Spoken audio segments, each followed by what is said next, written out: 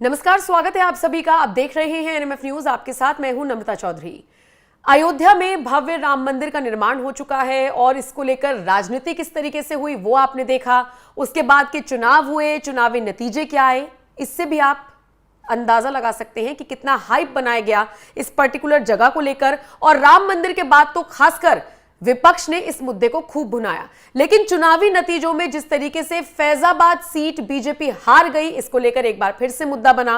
और अब तो मिल्कीपुर सीट पर उपचुनाव होना है, तो इसको लेकर लगातार चर्चाएं बनी हुई हैं। लेकिन अगर मैं आपको बताऊं कि अयोध्या में चोरी हुई है, और सोचिए चोरी भी उस पथ पर जिसे राम पथ कहा जा रहा है, जिसे भक्ति पथ कहा जा रहा है, और चोरी भी छोटी मोटी नहीं बल्कि 50 लाख रुपए से ज्यादा की कीमत की लाइटें चुराकर ले गए चोर।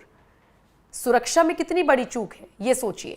ये वो इलाका है जहां पर आप इसे हाई प्रोफाइल इलाका कह सकते हैं। यहां पर हमेशा पुलिस मुस्तैद रहती है, कुछ भी विवाद ना हो इसको लेकर पुलिस अलर्ट पर रहती है।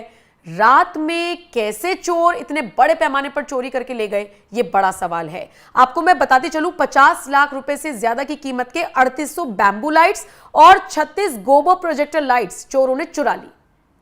इसी को लेकर अब एक बार फिर से राजनीति गर्मा गई है। और चूंकि सबसे महत्वपूर्ण और सुरक्षित इलाका यह माना जाता है, और यहां पर अगर इस तरीके से चोरी हुई है तो इसको लेकर चर्चा तो होनी बनती ही है। मेरे वरिष्ठ सहयोगी पंकज प्रसून मेरे साथ जुड़े हुए हैं। जरा समझिए इस पूरे घटनाक्रम को उनसे। नम्रता, आपने बिल्कुल सही कहा।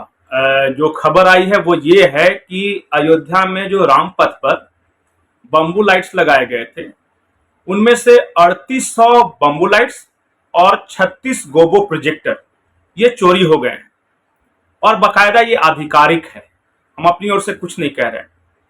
जो कीमत बताई जा रही है, एक एक लाइट की कीमत 50 लाख के करीब बताई जा रही है। पर कई तरह की थ्योरी है इस चोरी को लेके। पहली बात यह है कि कुछ लोग कह रहे हैं कि वो जो बम्बू लाइट्स हैं वो कहीं भी इस्तेमाल नहीं किए जा सकते। वो पर्टिकुलर जो उनका जो पोल है ना, वहीं पे सिर्फ इस्तेमाल हो सकता है। तो ले जाएंगे तो चोर के किसी काम का ये नहीं है, तो वो क्यों चोरी करेगा। तो कुछ लोग कह रहे हैं कि जरूर ये ठेकेदारों का ही काम हो सकता है, क्योंकि वो पहले लाइट्स निकालेंगे और उसके बाद चूंकि फिर से लाइट वहां नहीं है तो लगाने के लिए फिर से सरकार कहेगी तो ये उसी लाइट को अपना बिल बना के दे देंगे।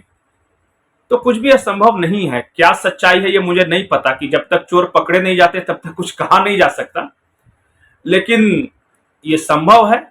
दूसरी बड़ी बात, जो ज्यादा गंभीर बात मैं इस पूरे प्रकरण पे कहना चाहता हूं, कि वो है आस्था हिंदुओं की।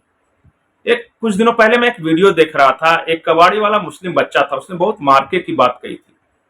उसने कहा कि भैया, मैं हर दिन हिंदू बस्तियों में कबाड़ी चुनने जाता हूं, मुझे कबाड़ी में रामायण, महाभारत, सारे धार्मिक ग्रंथ मिल जाते हैं, लेकिन मैं मुसलमान के मोहल्ले में भी कबाड़ी चुनने गया, मुझे एक भी कुरान शरीफ फेंका हुआ नहीं मिला। बोला कि आप एक भी दिखा दो कि रद्दी में फेंका हुआ हो। उसने कहा कि मैं पढ़ा लिखा नहीं हूं, लेकिन इतना तो मैं समझता हूं कि मुसलमान अपने धर्म ग्रंथ को लेके कितने जागरूक है, कितनी आस्था है, और हिंदुओं कुछ पढ़ी नहीं है। वो रामायण को भी कबाड़ में फेंक देंगे, दे देंगे, और अयोध्या से लाइट भी चुरा लेंगे। प्रभु श्री रामचंद्र जी का जहां जन्म हुआ, जहां जाते हुए कुछ लोगों की आंखों में हमने आंसू देखे हैं, पर ऐसे भी विभत्स आत्माएं हैं, राक्षसी आत्माएं जिसे मैं कहता हूं, जो कि मंदिरों से भी चोरी कर लेती है। अरे यहां तो मंदिर की मूर्तियां तक चोरी हो जाती है, ये तो लाइट्स की बात है। सोचना चाहिए हम अपने अंदर अपने धर्म के प्रति जो आस्था पैदा कर सकते हैं वो है क्या। हम सांसारिक चीजों में पड़े हुए हैं कि इतना पैसा आ जाएगा तो ये कर लेंगे, वो कर लेंगे। और बहुत सारे महापुरुष कहते हैं, बहुत सारे संत ज्ञानी महात्मा कहते हैं कि हिंदुओं के पतन का एक कारण ये भी है कि हमें अपनी ही चीजों पे, अपने ही ज्ञान के भंडार के प्रति कोई आस्था नहीं है। मुश्किल से 1-2% हिंदू होंगे जिन्होंने वेद पढ़ा होगा, मुश्किल से 5% ऐसे होंगे जिन्होंने कुरान, उपनिषद वगैरह पढ़ा होगा, महाभारत पढ़ा होगा, और मुश्किल से 10-12% ऐसे हैं जिन्होंने रामायण या रामचरितमानस पढ़ा होगा। बाकी बस ऐसे ही हैं, मांस के लोथड़े जिनमें सांसें चलती हैं पर आत्मा नहीं। हमारे यहाँ बहुत कुछ भी हो सकता है। आज अयोध्या से लाइट चोरी हो रही है, कल जो भी बड़े तीर्थ स्थल से वहां मूर्तियां भी चोरी हो सकती हैं, और हमने देखा है, इसलिए कह रहे हैं।